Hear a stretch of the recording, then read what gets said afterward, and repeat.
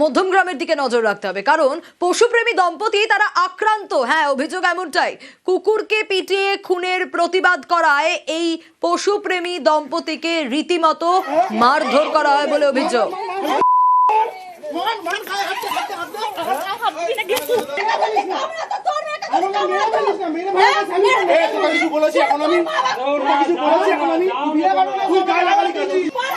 ঠিক কি হয়েছিল, কাদের বিরুদ্ধে অভিযোগ উঠে আসছে, আরো বিস্তারিত জিয়াউল জানাতে পারবে। জিয়াউল, কাদের বিরুদ্ধে অভিযোগ, কি ব্যবস্থা নেওয়া গেল এবং ঠিক কি ঘটেছে?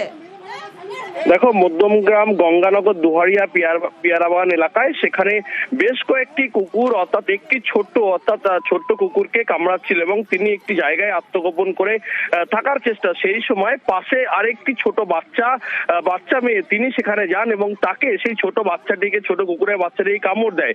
এই কামড় দেওয়ার প্রতিবাদী একেবারে তার পরিবারের লোকজন তাকে বেধড়ক মারধর করে এবং রক্তাক্ত অবস্থায় সেখানে এই ছোট কুকুরের বাচ্চাটিকে ফেলে রাখা হয়।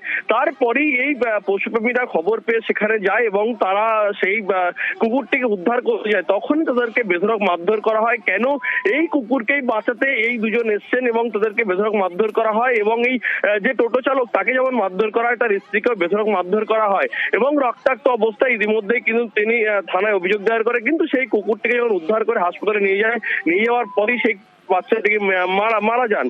তারপরেই কিন্তু তারা অভিযোগ দায়ের করে দম্পতি, অর্থাৎ এই যে বিজেপি নেতা সহ তার পরিবারের লোকজনদের উপরে ইতিমধ্যেই তিনি থানায় লিখিত অভিযোগ করে। অভিযোগের ভিত্তিতে পুলিশ তদন্ত শুরু করেছে। কিন্তু যেভাবে পশুপ্রেমিকের উপরে বেধড়ক মারধর এবং রক্তাক্ত অবস্থায় মারধর করা হয়, ইতিমধ্যেই কিন্তু থানায় লিখিত অভিযোগ দায়ের হয়েছে। একেবারে তা নিয়ে উঠছে প্রশ্ন।